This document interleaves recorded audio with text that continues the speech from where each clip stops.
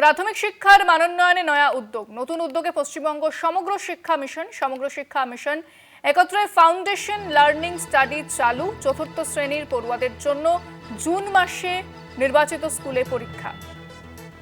নতুন উদ্যোগে পশ্চিমবঙ্গ সমগ্র শিক্ষা মিশন একত্রে ফাউন্ডেশন লার্নিং স্টাডি চালু।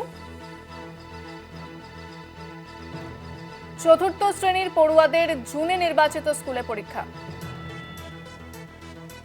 ফোনে রয়েছেন প্রতিনিধি শুভঙ্কর মণ্ডল। শুভঙ্কর, কি খবর রয়েছে?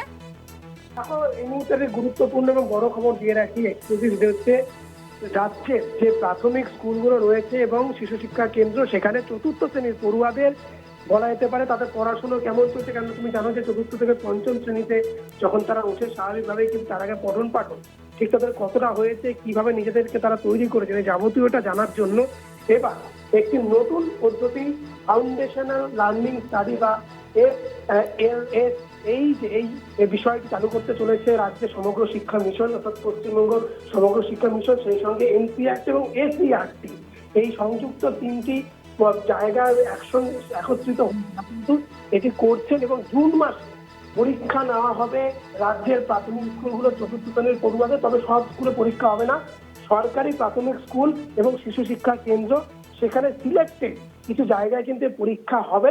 কিন্তু একটি প্রশ্নপত্র তৈরি করা হয়েছে যেটি নেপালি, উর্দু, ইংরাজি, বাংলা এই ভাষাগুলোতে, এবং সেই ভাষাতে যারা পড়ুয়া রয়েছে তাদের কাছে ইতিমধ্যে এই প্রশ্নপত্র পাঠাতে বলা হয়েছে, যেটা দেখে তারা প্রিপারেশন নেবে, তারা স্টাডি করবে এবং পরীক্ষা সংক্রান্ত যদি কোনো ভয়ভীতি থাকে তাদের যাতে কেটে যায়, সেই কারণেই এই উদ্যোগ। এবং জুন মাসে জানিয়ে রাখি, জুন মাসে এক্সক্লুসিভলি এই পরীক্ষা নেওয়া হবে শুধুমাত্র চতুর্থ শ্রেণীর পড়ুয়াদের জন্য।